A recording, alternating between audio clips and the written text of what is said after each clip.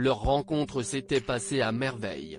En participant à L'amour est dans le pré, Jean-Claude, un céréalier et technicien commercial de 64 ans souhaitait ouvrir son cœur à une femme.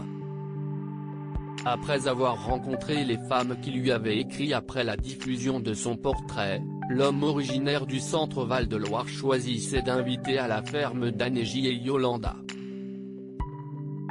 Si ce dernier avait développé des sentiments plus forts pour la seconde, sa prétendante originaire de Colombie s'était alors effacée, non pas sans regret.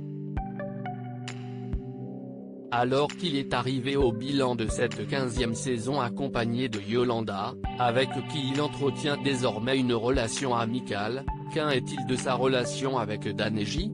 Quelques jours après la diffusion de son départ de L'amour est dans le pré, CIST visiblement amer que Danéji confiait dans un entretien accordé au Berry républicain, « Vous n'imaginez pas la désillusion.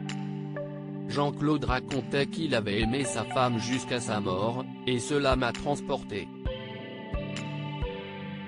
Il a pleuré en lisant ma lettre, un rêve ?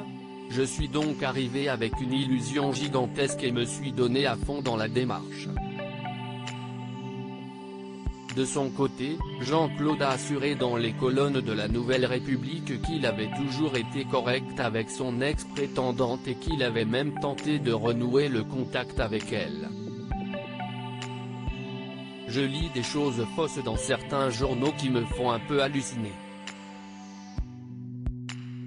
Elle dit qu'elle est en contact avec moi alors qu'elle m'a jamais répondu lorsque j'ai essayé de la contacter, et ce, à 2 reprises, a expliqué avec agacement Jean-Claude. Jean-Claude est-il aujourd'hui en couple ? Lundi 14 décembre 2020, le céréalier de 64 ans s'était rendu au bilan de la 15e saison de l'émission présentée par Karine Le Marchand en compagnie de Yolanda, avec qui il est seulement ami. Pour la Nouvelle République, il a révélé: « Je pensais que ça allait avancer, mais au fil du temps, c'était dans l'autre sens que ça allait. » Célibataire, Jean-Claude souhaite cependant toujours retrouver l'amour. Il a ainsi confié: « J'ai reçu une dizaine de lettres et j'ai appelé 4 femmes.